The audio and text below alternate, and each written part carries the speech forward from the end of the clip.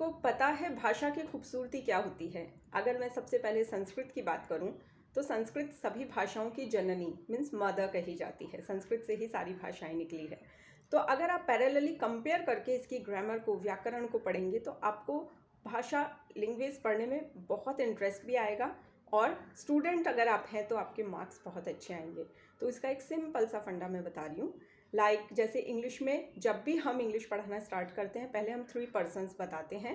First person I and we, and second person you, third person he, she, it, any name, and they plural category में है। अब आप इसको अगर संस्कृत की व्याकरण में जो पुरुष है उनसे कंपेयर करें तो आप देखेंगे वहाँ पर भी 3 पुरुष हैं, प्रथम पुरुष, मध्यम पुरुष, उत्तम पुरुष। अब उसको याद रखने का सिंपल सा फंडा क्या है? उत्तम यानी best, excellent. Who is the best? Me, I. तो अहम, आवाम, वयम। अहम यानी मैं, आवाम यानी हम दोनों, वयम यानी हम सब बेस्ट हैं यानी हम उत्तम पुरुष हैं। ये थर्ड नंबर पे आएगा। अब इनका एग्रीमेंट सेंटेंस का ट्रांसलेशन करते समय, अनुवाद करते समय कैसे आपको ध्यान रखना है, मैं इंग्लिश में भी हमेशा सब्जेक्ट वर्ब एग्रीमेंट का एक टॉपिक अलग से लेती हूँ ताकि स्टूडेंट्स कभी भी पिटी मिस्टेक्स, जो छोटी छोटी मिस्टेक्स करते हैं, वो ना करें। तो अगर आपको संस्कृत में भी इसी तरह से व्याकरण का कोई नॉलेज लेना है तो आप डेफिनेटली संपर्क कीजिए।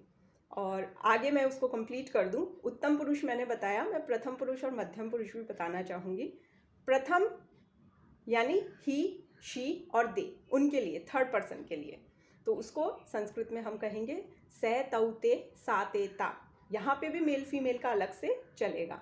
और मध्यम कौन है? जो मेरे सामने है वो मध्यम है, ना वो बुरा है ना वो अच्छा है, ना तो मेरी तरह एक्सीलेंट है ना वो कोई अन्य पुरुष है।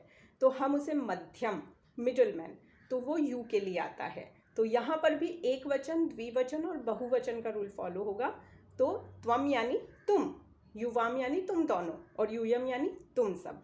तो अगर आप इस तरह से प्रॉपर एग्रीमेंट करके, जैसे इंग्लिश में टेंसेस सीखते हैं, संस्कृत को भी आप वैसे ही इंटरेस्टिंग बना सकते हैं। आपको केवल और केवल पर्सन्स और लकार पर थोड़ा सा ध्यान देना है, मेहनत करनी है।